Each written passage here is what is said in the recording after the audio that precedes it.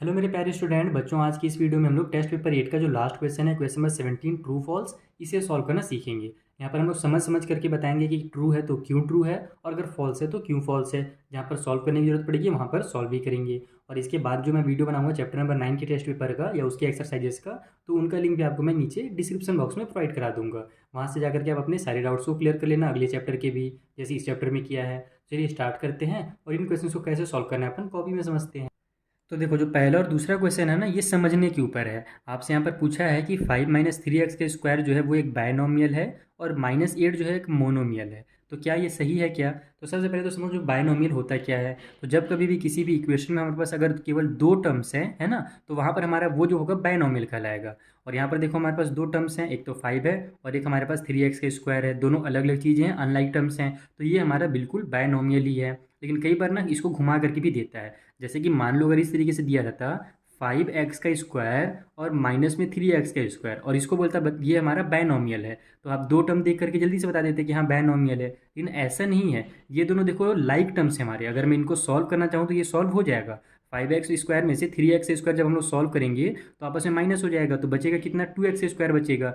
तो सॉल्व करने के बाद हमारा ये क्या हो जा रहा है, एक सिंगल टर्म बच रहा है ना, दो टर्म तो आ नहीं रहा आंसर में। तो इसका मतलब कि एक्चुअल में ये मेरा दिख तो भरे बायनोमियल रहा है, दो टर्म है, लेकिन जब हम लोग सॉल्व करने तो हमारा आंसर ये जो है सिंगल टर्म आ जा रहा है, जिसको मोनोमियल कहा जाता है। तो ये मेरा बायनोमियल नहीं है। हमारे पास बायनोमियल होने के लिए यही शर्त है कि जो टर्म्स हैं वो अलग अलग होने चाहिए। उनको सॉल्व करने के बाद भी हमारा दो ही टर्म है, जैसे इसको सॉल्व होगा ही नहीं, इसके आगे की जाएगा ही नहीं, तो ये हमारे दो टर्म ही रहेंगे लास्ट में। इसका मतलब ये बायनोमियल है, ये बिल्कुल सही है। बाकी मैं कोशिश करूंगा कि एक इंट्रोडक्शन वाला वीडियो बना दूं जिसमें आपको बायनोमियल, ट्रायनोमियल, मोनोमियल इन सबको डिटेल में समझा दूंगा। फिर मोनोमियल क्या होता है, तो कभी भी अगर कोई भी सिंगल टर्म है किसी भी इक्वेशन में तो वो हमारा मोनोमियल कहलाएगा। जैसे कि -4 लिखा हुआ है या फिर -6a लिखा हुआ है या -x का स्क्वायर या +x स्क्वायर, कुछ भी अगर सिंगल सिंगल टर्म है केवल, तो वो सब हमारे मोनोमियल कहलाएंगे। चाहे नंबर हो, चाहे वेरिएबल हो, कांस्टेंट हो या वेरिएबल हो, आपका वो मोनोमियल होगा। जैसे -8 हमारा एक कांस्टेंट है, सिंगल है, तो सिंगल है तो मोनोमियल। ये भी बिल्कुल सही है, ट्रू है। तो पहला दूसरा आपको समझ में आ गया। चलिए अगला क्वेश्चन किया जाए। तो देखो, ये थर्ड नंबर का क्वेश्चन है जहाँ पर हमें इक्वेशन दिए हुए हैं और बोला जा रहा है कि जब आप इसको सॉल्व करोगे तो ये जो निकलेगा ना, ये इक्वल निकलेगा इसके। तो हम लोग क्या करेंगे, इसको सॉल्व करके देखेंगे। यहाँ पर आप लोग लिखोगे लेफ्ट हैंड साइड कि इक्वल के लेफ्ट वाला जो है उसको हम लोग सॉल्व कर रहे हैं। तो यहाँ हमारे पास 5a माइनस में 9b है। यहाँ से आप लोग डायरेक्ट ब्रैकेट ओपन कर लो, तो माइनस और माइनस मेरा प्लस में 6a हो जाएगा और फिर माइनस और प्लस माइनस में 2b हो जाएगा। ठीक है, तो अब जब हम इनको सॉल्व करते हैं तो यहाँ पर हमारे पास ए और ए वाला सॉल्व हो जाएगा। 6 और 5 कितना हो जाएगा मेरा, दोनों प्लस में है तो ऐड हो जाएगा, तो 6 और 5 मेरा 11 ही आ जाएगा। उसी तरीके से बी और बी भी सॉल्व होगा। तो यहाँ पर हमारे पास कितना है, -9 है और -2 है, तो ये भी दोनों आपस में ऐड हो जाएंगे, माइनस और माइनस क्योंकि प्लस होता है, तो 9 और 2 मेरा 11 भी हो जाएगा। लेकिन यहाँ पर हमारे पास बीच में माइनस की साइन लगेगी क्योंकि बड़े नंबर में माइनस की साइन थी। अब अगर आप इसको और फैक्टराइज वगैरह करके लिखोगे तो 11 दोनों में कॉमन मिल रहा है, तो 11 बाहर निकल जाएगा और ये मेरा हो जाएगा यहाँ से a माइनस में b। तो हमारा आंसर देखो 11 और a माइनस बी आ रहा है, जबकि यहाँ पर बोला था कि -a माइनस में 7 भी आना चाहिए। तो हमारा आया क्या, उतना नहीं आया ना, तो यहाँ पर आप लिखोगे it is not equal to RHS।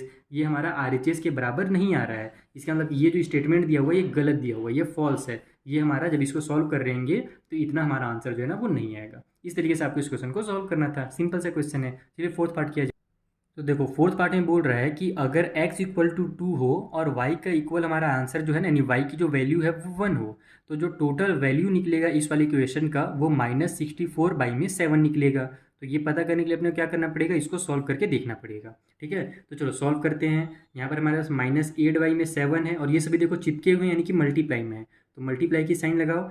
x का वैल्यू कितना बोला था, 2 बोला था ना, तो यहाँ x का क्यूब है तो इसको आप लोग 2 का क्यूब लिखो। फिर मल्टीप्लाई की साइन लगाओ, y के पावर में 4 है तो आप लोग क्या करोगे, 1, y का वैल्यू कितना है 1 है, तो 1 के पावर में इसको 4 लिख दोगे। अब इसको आप लोग सॉल्व करो, तो -8/7 ये रहेगा ही रहेगा। यहाँ पर हमारा 2 के पावर में 3 है, यानी कि 2 × 2 × 2, 3 बार आपको 2 को मल्टीप्लाई करना है, तो कितना आएगा आपका 8 आ जाएगा। 2 × 2 करोगे तो उसके बाद 1 के पावर में 4 है, तो 1 का मल्टीप्लाई 1 से कितना हूँ बार करो, चाहे 1000 बार ही क्यों ना कर लो, आपका आंसर 1 ही आएगा। 1 × 1 1 होगा, फिर 1 × 1 1 होगा, तो यहाँ पर हम लोग 1 लिख लेते हैं।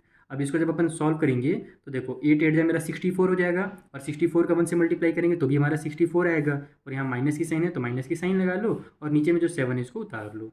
तो ये हमारा -64/7 आ गया, और अपने को बोला भी वही था कि जब इसका वैल्यू निकालोगे तो -64/7 आएगा, यानी कि ये बिल्कुल सही बात बोला था। ये हमारा ट्रू स्टेटमेंट है क्योंकि हमने सॉल्व करके चेक कर लिया। तो ये हमारा फोर्थ पार्ट भी सॉल्व। चलिए फिफ्थ पार्ट किया जाए।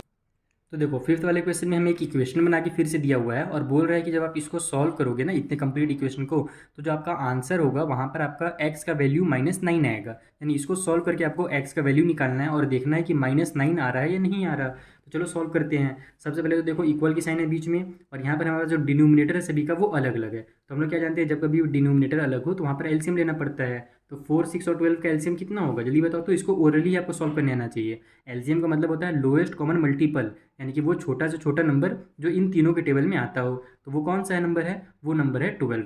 12 देखो 4 के टेबल में भी आ जाएगा, 6 के टेबल में भी आ जाएगा और 2 के टेबल में भी आ जाएगा। और वो सबसे छोटा नंबर मिलेगा। उससे छोटा अगर और कोई नंबर लोगे, जैसे 8 लोगे तो 8 आपका 4 और 2 के टेबल में तो आएगा लेकिन 6 के टेबल में नहीं आएगा।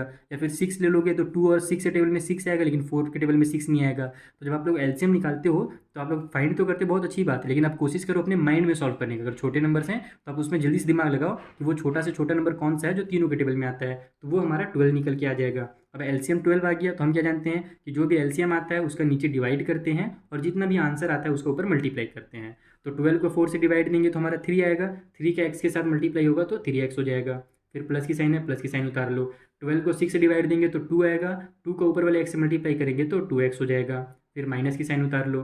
12 को 2 से डिवाइड देंगे तो 6 आएगा और उस 6 का ऊपर वाले एक्स से मल्टीप्लाई करेंगे तो 6x हो जाएगा। इक्वल की साइड में हमारा जो 3/4 है उसको भी रहने दो। ठीक है, तो यहाँ से हमारा कितना हो जा रहा है, ये 3 और 2 6 सॉरी 3 और 2 5 हो जा रहा है। तो यहाँ पर आप लोग लिख लो 5x और माइनस में ये जो 6x है इसको रहने दो। ये 12 को इधर ट्रांसफर कर दो। तो ये मेरा 3/4 पहले से है, ये 12 इधर डिवाइड में था तो इधर आकर के 12 हमारा मल्टीप्लाई में हो जाएगा। अब यहाँ हमारा 6 में से 5 माइनस हुआ तो 1x आ जाएगा। यानी कि आप इसको x भी लिख सकते हो, 1 नहीं लिखोगे तो भी चलेगा। और बड़े नंबर में माइनस की साइन है तो माइनस की साइन लग जाएगी। इस साइड में हमारे पास 4 1 जा 4 और 4 3 जा 12 आपस में कैंसिल हो गया। ऊपर में हम लोग जब मल्टीप्लाई करेंगे तो 3 3 से मेरा 9 आ जाएगा। तो हमको तो यहाँ से x की वैल्यू चाहिए तो हम लोग क्या करेंगे, इस -1 को इधर ट्रांसफर कर देंगे। तो हमारा x इक्वल टू हो जाएगा 9 में -1। और माइनस की साइन हम लोग जानते हैं हमेशा ऊपर में लगता है, कभी भी डिनोमिनेटर में माइनस की साइन को नहीं लगाया जाता है। ठीक है, तो हमारा x का वैल्यू जो होगा -9/1 आ गया। यानी कि ये नीचे वाले 1 को लिखने की जरूरत नहीं है, डायरेक्ट आप लोग इसको x इक्वल टू -1 लिख सकते हो। कई बार टीचर इसको डायरेक्ट ऐसे भी बताते हैं, देखो -x लिखेंगे, इक्वल टू साइड में 9 है तो माइनस की साइन को डायरेक्ट ट्रांसफर करके x इक्वल टू -9 कर देते हैं। तो ये भी सही ही रहता है, लेकिन बच्चे के बार कंफ्यूज हो जाते हैं कि माइनस की साइन कैसे ट्रांसफर होती है। तो वो उसका ट्रांसफर होने का जो एक्चुअल में मेथड है ना, स्टेप बाय स्टेप, वो इस तरीके से होता है। ठीक है, तो आई होप आपको ये भी समझ में आ गया होगा। यहाँ भी हमारा x इक्वल टू -9 निकल गया और क्वेश्चन में यही बोला गया था कि x का वैल्यू -9 निकलेगा। यानी कि क्वेश्चन में हमारा सही बात बोला गया था, ये ट्रू स्टेटमेंट है। चलिए जो लास्ट क्वेश्चन है क्वेश्चन नंबर 6, तो उसे भी सॉल्व किया जाए। तो देखो इस क्वेश्चन में बोल रहा है कि 2x - 5 इक्वल टू 0 को अगर आप लोग सॉल्व करोगे तो वहाँ से आपका x का जो वैल्यू है ना वो 2/5 आएगा। चलो सॉल्व करके देख लेते हैं इसको पूरा। तो यहाँ पर हमारे पास 2x माइनस में 5 इक्वल टू 0 है। हमको x की वैल्यू निकालनी है तो एक एक करके ट्रांसफर करेंगे। तो ये हो जाएगा मेरा 2x इक्वल टू -5 को जब इधर भेजेंगे तो हमारा ये प्लस का 5 बन जाएगा। 0 को लिखने की जरूरत है ही नहीं, क्योंकि 5 + 0 लिखोगे तो 5 ही आएगा। तो वहाँ से 0 को हटा दो। ठीक है, माइनस वाला इधर जाके प्लस वाला बन गया। अब x की वैल्यू चाहिए तो 2 को भी ट्रांसफर करना पड़ेगा। तो x इक्वल टू हो जाएगा मेरा 5 और 2 इधर मल्टीप्लाई में है तो इधर आकर के डिवाइड में हो जाएगा। तो x की वैल्यू कितनी निकल गई, 5/2 निकली। और इसने कितना बोला था, 2/5 निकलेगा, यानी कि इसने गलत बताया था, ये हमारा फॉल्स है। तो इस तरीके से आपको ट्रू फॉल्स को सॉल्व करना था समझ करके। आई होप आपको बहुत अच्छे से समझ में आ गया होगा। अगर अभी भी कुछ भी डाउट हो ना तो आप मुझसे टेलीग्राम या इंस्टाग्राम दोनों के थ्रू पूछ सकते हो। उनका लिंक आपको नीचे डिस्क्रिप्शन बॉक्स में मिल जाएगा। Thank you for watching.